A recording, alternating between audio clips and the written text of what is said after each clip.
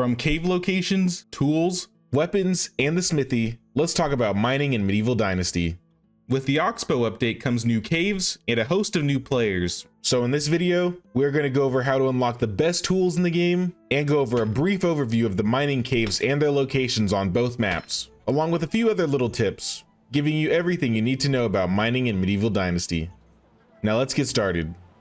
The only tool you need to go mining is a pickaxe.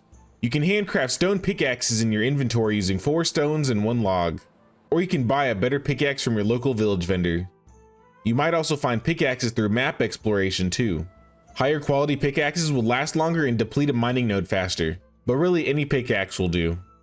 Before you can start smelting and crafting metal tools, you need to first build a smithy, which is unlocked at 50 production tech points. This building is fairly easy to obtain. You simply have to get the production tech points by crafting various items. A few good items I would consider crafting to get these tech points are stone axes, simple bags, buckets, and roasted meat. Keep making these items until you unlock the smithy. Once you've unlocked and built a smithy, you can officially make copper tools and weapons, along with a few new stone tools at the table. If you haven't already, now is the time to go to one of the cave locations with your pickaxe, grab as much copper as you can carry, and bring it back to your forge to smelt into copper bars. Once you have your copper bars, you can make various types of copper tools and weapons here, although it will cost some coins to unlock the schematic. You can also gather copper if you have a worker or two stationed in the extraction hut. Aside from that, making these tools will offer a fair amount of production tech. The next step up beyond copper is bronze, which is created by smelting copper and tin together in the forge. You can make bronze tools once you've reached 500 production tech points. Create the same items you made to reach 50 production tech points to reach 500 tech, but add the copper tools to that list.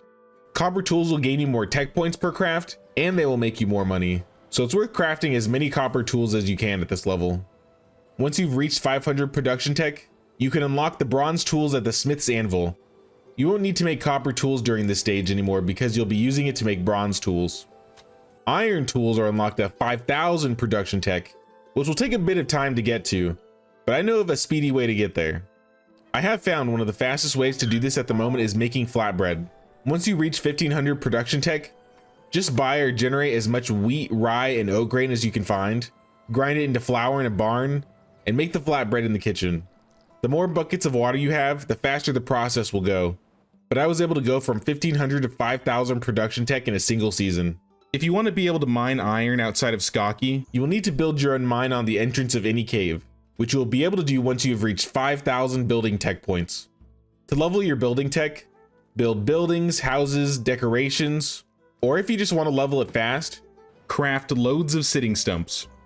Once you have a mine built, your cave will expand and you will now see nodes of iron inside. Additionally, it is a workplace for your villagers, which will allow you to passively generate iron and other minerals. If this process seems tedious or annoying to you in any way, I always want to mention, you can change your settings in the game options, you can turn on fast crafting, or if you want to generate tech points at a faster rate, increase the technology gain multiplier to 300% or even 1000% if you want to. Also, don't forget to pay the king's tax of 1 like or 1 sub. It really helps us out here. Now, regarding cave locations, starting with the valley, there are a total of 5 caves. As you might expect, you're not going to find all these caves in the middle of nowhere. Rather, you're often going to find these in mountainous areas, the side of cliffs, and near villages.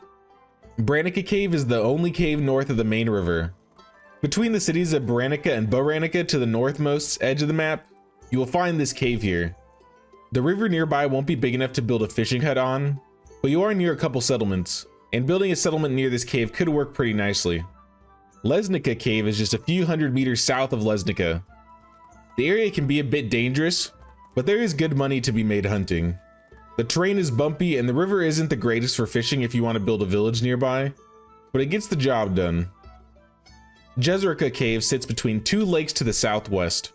The outskirts of the mountains here make things hard to traverse. Unlike the previous caves mentioned, you won't find any water remotely close, but you could build a nice village in the proximity of the area. Now we have the Central Mountain Cave. One of the highest peaks in the game has a cave inside of it. You can easily find it by climbing to the top of the mountain, but if you follow the road near the peak of the mountain, the entrance is pretty hard to miss. I wouldn't recommend building in this area due to the space, but if you want a challenge, you could. And even if you don't, With the location of the cave being right in the center of the map, it still complements many choice village locations around the area. And finally, Hornica Cave is located to the east of the large lake nearby. Some people may find this cave a bit isolating, considering the cave is in the bottom right hand corner of the map, but Hornica is one of the bigger cities, which gives people who build around this area a bit of an advantage. Now on the Oxbow, there are a total of 7 caves throughout the map, with caves being relatively close to Skaki, Piestovia, and Astoya, along with 4 caves in more remote locations. The area around the west cave is a little dangerous with the bear near the entrance and Wizents nearby, but the area around this cave seems like a great place if you want to build a large settlement.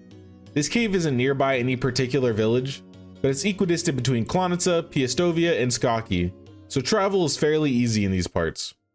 Skaki's cave is a bit special than the rest in that it already has a built-in mine, which means you are able to mine and obtain iron before building a mine of your own, which doesn't normally happen until the late game.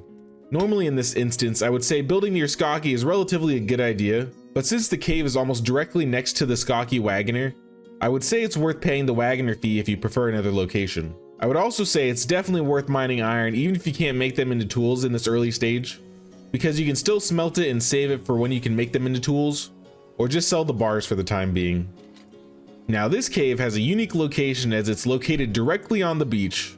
I have come across some wolves nearby or a bear in the entrance of the cave from time to time, but if you build on the beach, which I think is kind of cool, you can have like a little beach village, it will remove those spawns. Overall, the area is a relatively peaceful place though. Now Piestovia's cave is probably the easiest cave to get in at the start of the game, as it's directly off the east road in Piestovia. You may have to deal with a couple wolves along the way inside the cave, but overall another good mining location. If you decide to go south of Piestovia, you will come across a bridge and find this southern cave here. It's a bit off the trail and away from the other villages, but similar to the west cave, there are some fair locations to build, and you have a couple cities that aren't too much of a walk away. Probably the most remote cave of them all is the northeast cave. Honestly, I don't come out here that much, and unless I was trying to deplete every mine each season, I probably wouldn't come up here that often. But if you want to build your village in this area or want to be neighbors with this cute little water bear, it's a good place. And lastly, we have the Astoya cave. This cave is off the road a bit in the mountains to the east. Once again, if you're built on the eastern side of the map, similar to the northeast cave, this cave might be one you want to go to. And of course, with all of these caves, once you unlock and build a mine on a cave's entrance, you can have your own villagers go there and mine for you. So wherever you choose to locate your mine at that point won't really matter.